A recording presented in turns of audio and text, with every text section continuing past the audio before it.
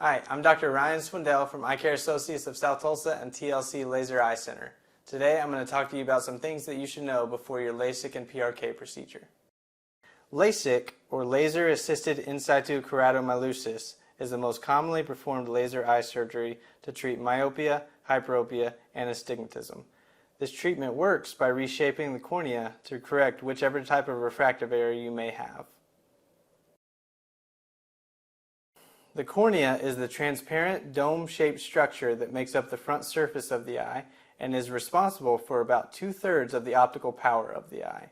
With LASIK, we alter the curvature of the cornea, which then changes the way light rays enter the eye to focus those rays properly onto the retina for clearer vision.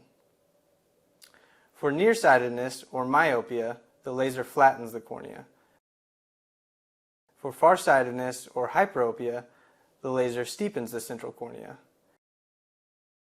And for astigmatism, the laser is used to smooth irregularly shaped cornea into a more regular shape.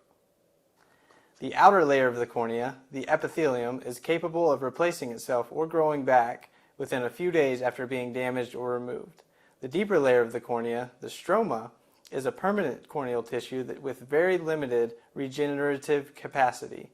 The stroma, if reshaped by a laser, will remain that way permanently.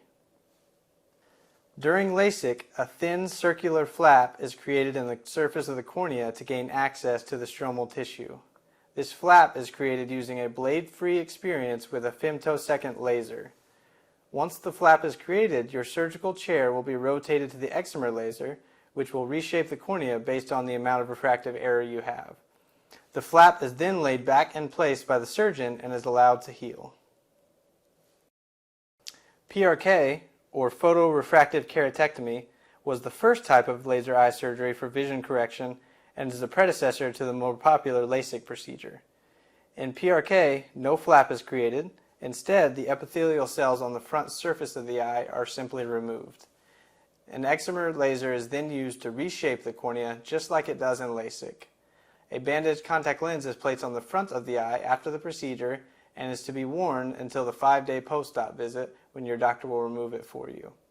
The vision correction outcomes of PRK surgery are consistent with those of LASIK, but the recovery period is longer. This is because the epithelium is completely removed in PRK and it takes a few days to a week for that tissue to regenerate. We do not expect crisp 20/20 vision in PRK until about 1 to 3 weeks after the procedure. PRK patients also experience more discomfort and light sensitivity in the first few days after the procedure compared to LASIK.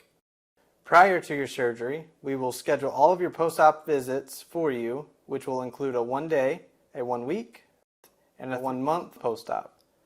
During these visits, we will assess your vision and ocular health and ensure you are on schedule with your drops.